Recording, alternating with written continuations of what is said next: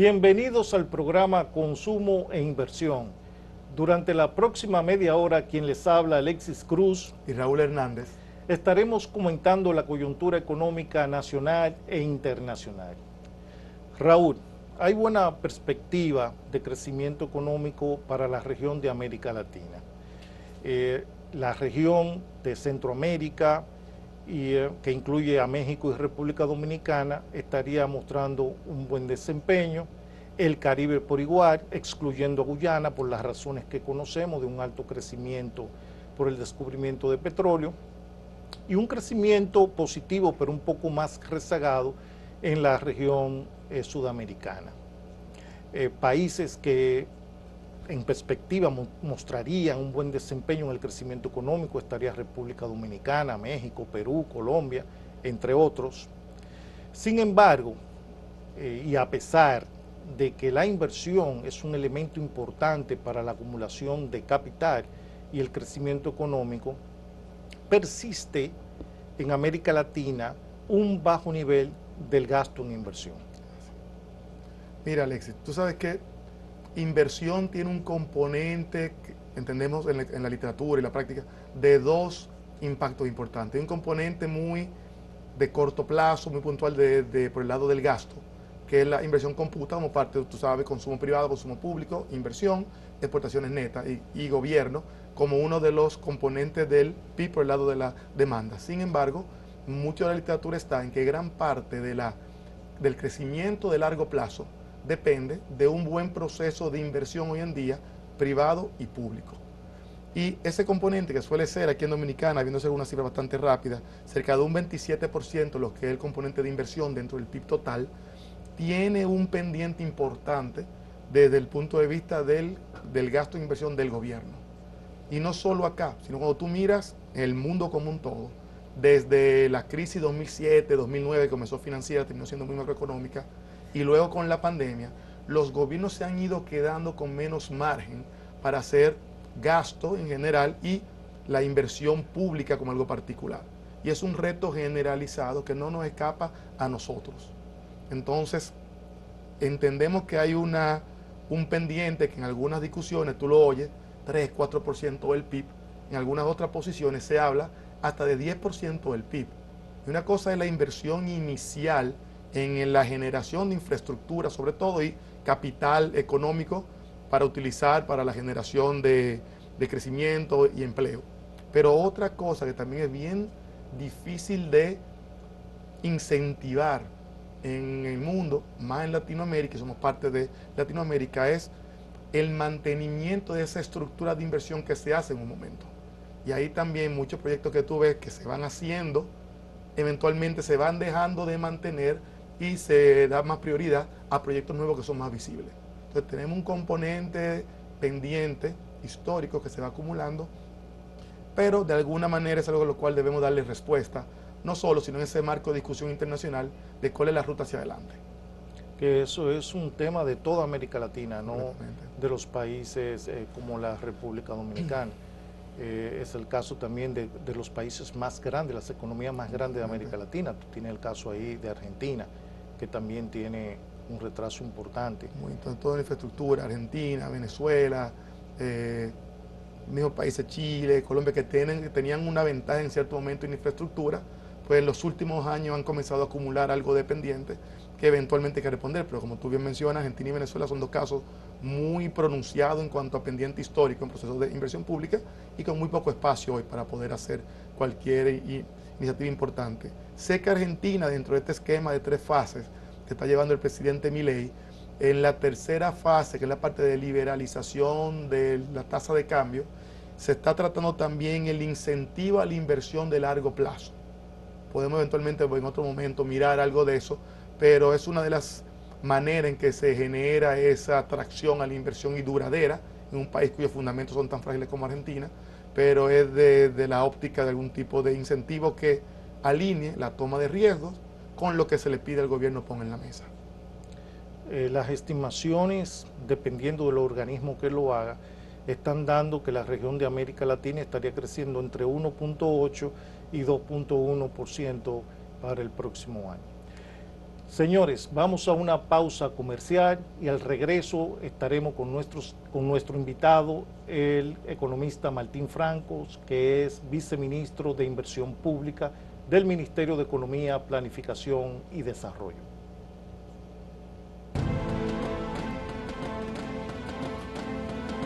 Fue un error, pero es vivo. Martín, te quiero.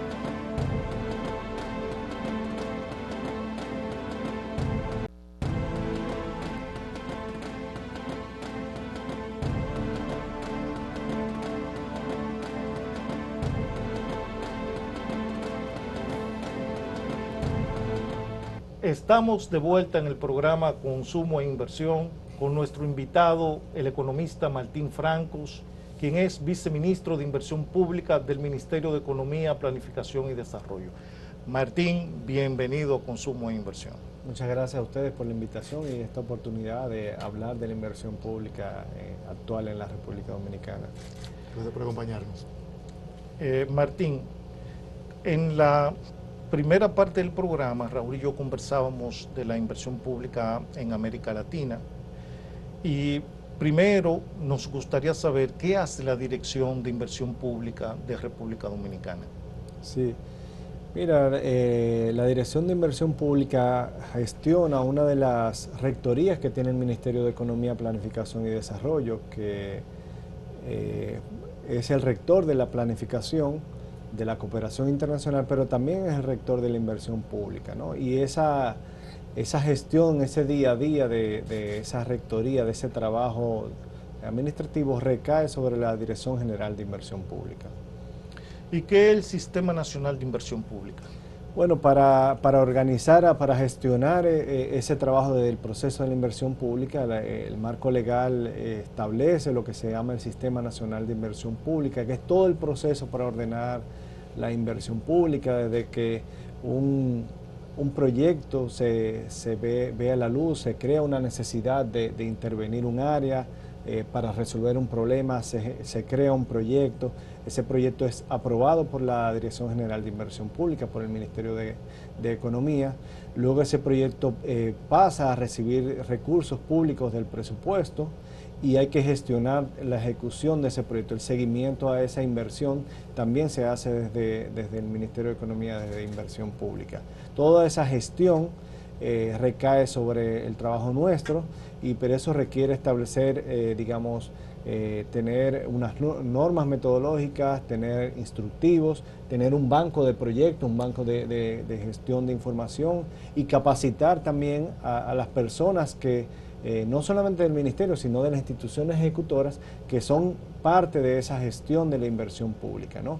Porque para ver una obra desarrollándose en el terreno hay mucho trabajo atrás de estudios, de planos, de órdenes de pago, ubicaciones. Es todo un proceso administrativo, burocrático para manejar ese dinero de la mejor manera posible, de manera más eficiente y transparente. Ahora, Martín, una sectorial, como tú dices, mira una necesidad, crea un proyecto. Pero ¿qué se necesita para que ese proyecto sea aprobado y pueda entrar en el banco de proyectos al que tú haces referencia? Sí, mira, generalmente nosotros vivimos una sociedad que tiene muchas necesidades y los recursos son limitados, son escasos, ¿no? Entonces hay que priorizar y hacer un buen uso de esos recursos. Lo que pide el Sistema Nacional de Inversión Pública, yo me gusta decirlo siempre cuando me toca dar charla, esto es lo que cualquier persona razonable haría para hacer un proyecto. Es lo mismo que haría un empresario privado cuando va a emprender un proyecto, ¿no? Hace un análisis de cuál es el mercado que es relevante, al cual va a prestar el servicio, hace todo el análisis técnico de las dimensiones, la organización, digamos, que va a tener, qué tipo de estructura, el tamaño. Obviamente eso tiene impacto en los costos del proyecto. Los temas hoy en día también del impacto del cambio climático, hay que estar mucho más preparado hoy en día que en décadas pasadas para resistir los embates del clima, las inundaciones, lluvias más frecuentes. Entonces, y también, bueno, el impacto ambiental y el análisis económico, ¿no? Todo eso, digamos, que son, en el fondo, es la cualquier persona, digamos, sensata haría, Es lo que exige el Sistema Nacional de Inversión Pública para que sea sometido, ¿verdad?, para nosotros aprobarles el proyecto a la institución que va a ejecutarlo, ¿no? Y eso es lo que le permite luego acceder a los recursos del presupuesto nacional. Tú hablaste de cambio climático. ¿Qué está haciendo la Dirección General de Institución Pública o el país para que se incorpore esa evaluación, esos impactos del cambio climático en los proyectos de inversión? Bueno, actualmente todos los proyectos tienen que hacer una evaluación de riesgos, que incluye los temas de cambio climático, pero incluye otro tipo de riesgos, los riesgos sísmicos, por ejemplo, ¿no? Esos análisis deben de hacerse como parte esencial del proyecto. Y ahora lo que estamos avanzando es, queremos hacer también análisis más detallado de los costos evitados. Por ejemplo, al hacer una nueva infraestructura, cuántos costos en términos de daños evitados. Cuando yo hago una infraestructura más resiliente, por ejemplo, viene un evento climático, yo tengo que gastar menos en reponer esa estructura. O si yo tengo si yo evito que un puente, digamos, sufra daños, no solamente me estoy evitando el tener que reconstruirlo, sino el costo que eso tiene para las comunidades, que tienen que hacer una ruta más larga, y eso es un costo también que no es explícito, no se ve, no sale de los recursos, digamos, públicos, pero le cuestan a la sociedad. Entonces, invertir en resiliencia es rentable para la sociedad, porque cuando un puente sale de servicio o un acueducto, digamos, eso tiene unos costos que permean las capas de la población. Sí, costos económicos y costos sociales también. Correcto. Y en estos últimos 4 años, ¿cuáles han sido los principales logros de la inversión pública? Mira, el principal logro ha sido de transparencia. Cuando nosotros llegamos, en términos de publicaciones, se hacían 2 publicaciones al año. Nosotros hacemos ahora más de 12. Eso por poner un ejemplo. Se está diseminando mucha mayor cantidad de datos. Nosotros todos los meses publicamos la ejecución de la inversión pública, los nuevos proyectos que son aprobados, dónde están ubicados. O sea, toda esa información se suministra. Se han creado dashboards también para seguir esa inversión pública, y eso sin hablar de la calidad de la información, que la hemos trabajado también para mejorarla. Pero, mira, Martín, tradicionalmente la inversión pública en el país se ha concentrado en 2 grandes ciudades. Me gustaría saber si eso continúa así. Si no es así, ¿cuáles son las principales provincias en donde se ha estado realizando la inversión pública? Sí, cuando uno mira los números en términos absolutos, históricamente ha estado concentrado en el Distrito y Santo Domingo, ¿no? Lo que es popularmente se conoce como el Gran Santo Domingo. En este gobierno esto ha seguido siendo así, pero también Santiago está recibiendo mucha inversión que no había recibido en décadas. Ahora, esos son los números en absoluto, ¿no?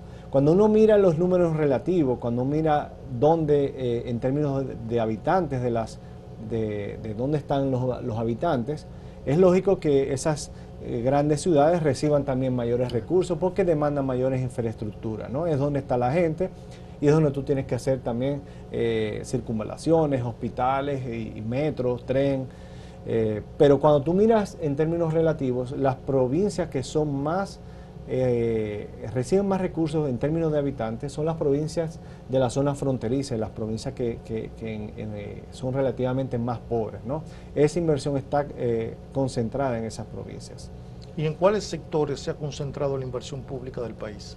Bueno, ahí el sector transporte, principalmente, por un lado carreteras, pero también los sistemas de transporte masivo, el tren y el monorriel de Santiago, y por otra parte el sector vivienda y en particular lo que tiene que ver con agua potable y saneamiento, ¿no? Hay un gran déficit que se está tratando de cerrar esa brecha en términos de suministro de agua, de acceso a agua, pero también de la continuidad del servicio de agua. Y es una inversión que no solamente es en las grandes ciudades, sino también en decenas de zonas, digamos, rurales que tienen dificultades de acceso al agua. Se está haciendo una inversión a lo largo y ancho de todo el país en el sector agua potable y saneamiento.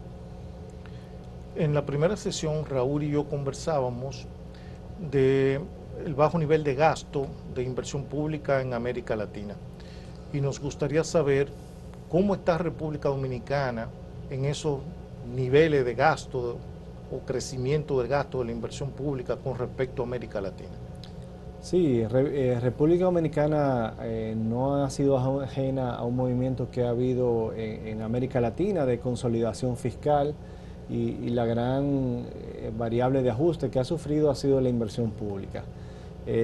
Hay que decir que en República Dominicana también eso ha servido para tener un sistema de protección social más amplio y que ha demostrado, digamos, dar respuesta cuando han venido crisis económicas. La población ha sufrido menos en términos de pobreza, ¿no? Hay una red de protección social más amplia a costo de una menor inversión pública, ¿no? Ahí hay oportunidades, hay países, no podemos decir que estamos en una situación envidiable, pero hay países que están mucho peor que nosotros porque tienen una situación fiscal mucho más estrecha, no tienen acceso apenas a los mercados, o países dolarizados que, digamos, cuando son economías que reciben choques externos y todo su ajuste tiene que hacerse por el lado fiscal, ¿no? República Dominicana no tiene esas desventajas y además hace unos años se aprobó la ley de alianza público-privada, que es una ley que permite la participación del sector privado y facilita el financiamiento de esas obras de infraestructura que no hay que esperar que tengan los recursos públicos y puede adelantar el proceso de que esas obras se puedan ejecutar. Gracias. Amigos televidentes, vamos a una pausa comercial y al retorno estaremos conversando con Martín Francos, nuestro invitado en el día de hoy, quien es viceministro de Inversión Pública del Ministerio de Economía, Planificación y Desarrollo.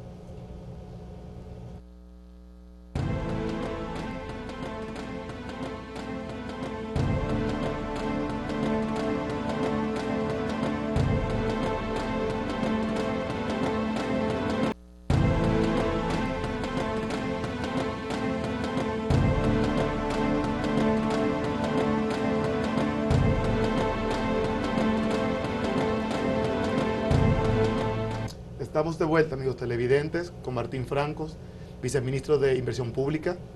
Martín, para seguir con las preguntas que te teníamos, mencionaste ahorita que la inversión pública, aunque obviamente como parte de una situación muy marcada también en lo internacional de ciertas restricciones fiscales que hay, pues aquí también hemos estado enfrentando nuestras realidades, pues se ha enfocado en transporte y en agua. Es interesante porque de alguna manera uno mira lo que es inversión extranjera en Dominicana y se ve de alguna manera un complemento al destino de la inversión privada que se está dedicando a zonas francas, a turismo y a energía. Entonces, hay un listado importante de proyectos prioritarios identificados por el gobierno, pues una lista, vamos a decir, limitada en cuanto a proyectos que se ven relevantes para los próximos 12, 18 meses. ¿Cómo se ve ese listado? No, ahí, mira, el proceso de inversión es un proceso largo, continuo. Para cuando hay pequeñas obras puede ejecutarse de manera rápida, ¿no? Pero los proyectos grandes requieren de mucho estudio y de un periodo de incubación importante, ¿no? Y de esos hay varios proyectos que están en carpeta y que se están haciendo los estudios, ¿no? No quiero mencionar proyectos en particular, pero hay proyectos grandes, acueductos para la región sur, para la región este, saneamiento, proyectos que es importante, sobre todo en las zonas costeras, para no contaminar nuestros recursos naturales y nuestros turistas que vienen a disfrutar de nuestras playas, ¿no? Entonces, es importante, digamos, esos grandes proyectos requieren un tiempo de gestión. Ahora bien, luego, una vez los proyectos ya está concebido, gestionado y el sistema de inversión pública tiene un modelo, nosotros hemos creado un modelo de priorización de inversiones, ¿no? Que prioriza en función de algunas variables Por ejemplo, si el proyecto es nuevo, es de arrastre, prioriza, digamos, los proyectos que vienen de arrastre, que ya están ejecutándose, para que los que están más cerca de finalizar, para que finalicen y puedan rendir un servicio, porque hasta que el proyecto no está terminado, no está rindiéndole servicio a la sociedad. Prioriza proyectos que, por ejemplo, que son financiados con crédito externo, que hay que pagar intereses. Y prioriza proyectos también en zonas que han sido más pobres o zonas más deprimidas, donde han sido las inversiones, hay un rezago en las inversiones respecto en el histórico, ¿no? Provincias que no han sido priorizadas, ¿no? Y por último, la otra variable que tomar en cuenta es que si esos proyectos vienen de demandas del territorio, de los consejos municipales de desarrollo, de los consejos provinciales de desarrollo, ¿no? Que son entidades, son grupos de entes sociales que proponen proyectos para la comunidad, y si esos proyectos si los proyectos que tenemos están alineados a una de esas demandas, también reciben una mayor, digamos, ponderación en ese modelo de priorización. De que de cierta manera se está analizando algún tipo de tasa interna de retorno social también para ser uno de los factores que se jerarquiza. Sí, estamos ahora, bueno, es una de las cosas que hemos hecho en estos 2 años. Para poder hacer esa evaluación de costo-beneficio era necesario tener precios sociales, estamos haciendo los precios sociales. Estamos ahora también haciendo otras consultorías para poder cuantificar muchos de esos evaluaciones, porque son la evaluación de los costos basado en un presupuesto es algo evidente que se ve, pero cuando levantar, por ejemplo, cuando uno hace una carretera, cuál es el tiempo de ahorro del viaje que tienen las personas y traducir eso a dinero, pues eso requiere también un análisis que es necesario. Entonces todavía no hemos llegado al punto de tener ese tipo de mediciones, pero es al punto donde queremos llegar para tomar mejores decisiones en cuanto a la hora de seleccionar proyectos. Vale. No, y algo como mencionaste anteriormente es la dificultad que hay en economías pequeñas con un pendiente de proyectos importantes en hacerle frente a la cantidad de proyectos en un mismo espacio y un momento determinado. Entonces, ¿cómo se puede conectar esa necesidad país de proyectos prioritarios de infraestructura con la visión privada? Por ejemplo, en un momento hubo mucho interés en las alianzas público-privadas, pero de alguna manera se siente un poco que se está tomando más de lo que se había pensado inicialmente en arrancar, o no sé si es parte también de ese proceso de análisis previo. Sí, hay de todo un poco. Ciertamente, que decía antes, hay proyectos que quizás esperar que el gobierno tenga los recursos para ejecutarlos va a demorar que estos a lo mejor tarden años en iniciarse, ¿no? Entonces, las alianzas público-privadas, las APP, es un mecanismo donde el privado puede poner esos recursos, el mercado de capitales, integrando el mercado de capitales, ejecutando la obra, y o bien cobrando un servicio o recibiendo algún tipo de contraprestación por parte del gobierno, ¿no? Hemos tenido un proyecto el proyecto de Ámbar, por ejemplo, la carretera del Ámbar. Al final se estructuró todo el proyecto, no se presentaron ofertas, y bueno, eso va a requerir revisar el proyecto para hacerlo más atractivo. Eso quiere decir que los privados no encontraron, digamos, atractivo el proyecto como estaba originalmente diseñado, ¿no? Entonces, pero es una forma de atraer ese sector privado a hacer inversión pública, ¿no? Y lo que pasa es que son obras complejas, requiere mucho análisis y requiere también hacer una medición correcta de los riesgos, ¿no? Hay riesgos que el privado puede y debe asumir, y hay riesgos que debe de retenerlos el Estado. Lo que ocurre cuando hacemos obra tradicional del Estado es que todos esos riesgos no son explícitos, no son conocidos, los asume el Estado, ¿no? Si la obra sale más cara, lo paga el Estado, pero hay parte de esos riesgos que pueden ser pasados al sector privado. Buenísimo. Mira, hay otro aspecto que me interesa tocar, no sé si es parte de lo que ven ustedes o cómo se aborda, pero recuerdo un estudio hace un tiempo que mencionaba que a lo largo de la vida de un proyecto de infraestructura, el monto que se dedica a mantenimiento casi iguala el monto inicial de inversión. Entonces, muchas veces de la reflexión que hay, sobre todo con las inversiones con gobierno, es que se dedica mucho espacio, mucho más se motivan en la creación inicial del proyecto que el mantenimiento en el tiempo. No sé si ves tú, dado ese listado de proyectos, tanto la creación como el mantener esa infraestructura en el tiempo también, o cómo se aborda.